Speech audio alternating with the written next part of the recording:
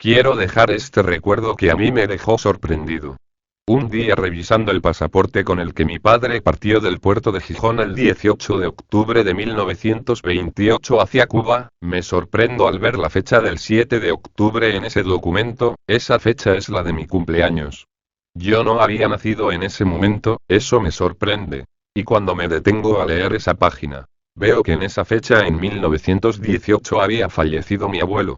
Mis abuelos paternos viajan a Cuba, allí tienen la pérdida de un hijo.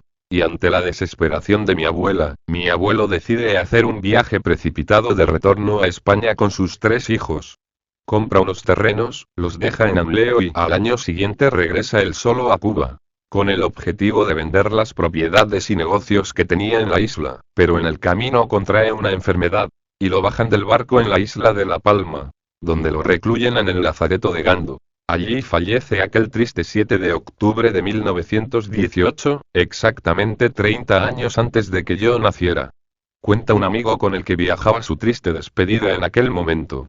Es probable que él nunca se haya percatado de esa coincidencia, pues cuando eso ocurre él no había cumplido los 7 años. Y nunca él me había hablado de ese hecho.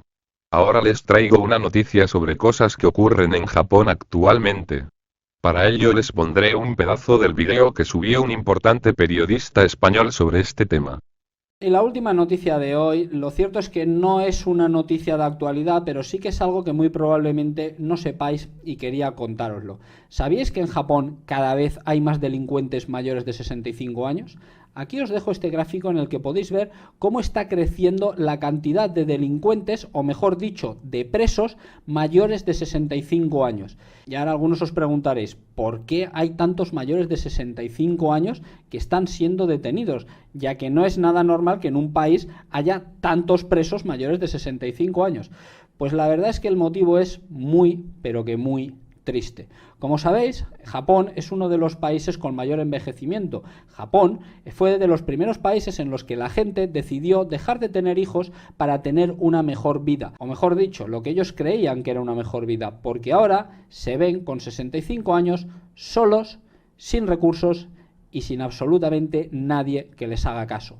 Así que lo que han decidido es robar algo, porque recordemos que en Japón vas a la cárcel por robar una bicicleta o por cualquier tontería, cualquier robo, vas a la cárcel.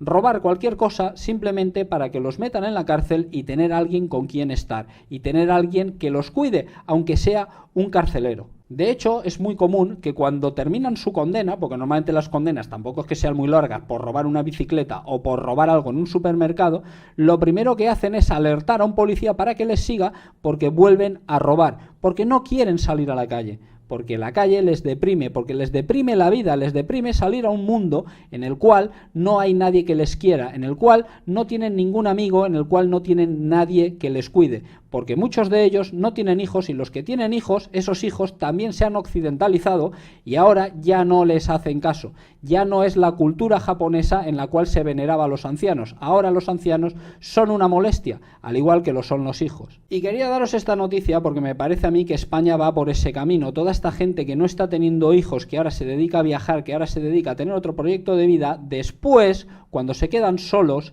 ya no tienen nada. Ya no tienen nadie a quien agarrarse, no tienen un hijo que les quiera o que les cuide. Así que también os diría que todos aquellos que me escuchéis y que tengáis la suerte de que vivan vuestros padres, llamadlos a menudo, visitadlos a menudo, y en el momento en el que necesiten vuestra ayuda, llevadlos a vivir con vosotros, como hicieron ellos cuando vosotros erais pequeños. Yo desde luego llamo a mi madre prácticamente todos los días y hago una videoconferencia e intento incluso escuchar todas las cosas que me cuenta, que muchas veces pues son cosas que obviamente a mí ni me van ni me vienen, pero la señora se queda muy a gusto contándoselas a su hijo. Así que haced esto, hacedles caso. Y en el momento en el que tengáis la oportunidad, que se vayan a vivir con vosotros, porque este legado del pasado, que era el cuidar de los mayores y el cuidar de los hijos, es de lo más bonito que había, y además es necesario para el progreso de la humanidad. Es necesario para que luego, cuando la gente se haga mayor, no decida que es mejor ir a la cárcel. Y la frase de hoy es: economizad las lágrimas de vuestros hijos para que puedan regar con ellas vuestra tumba.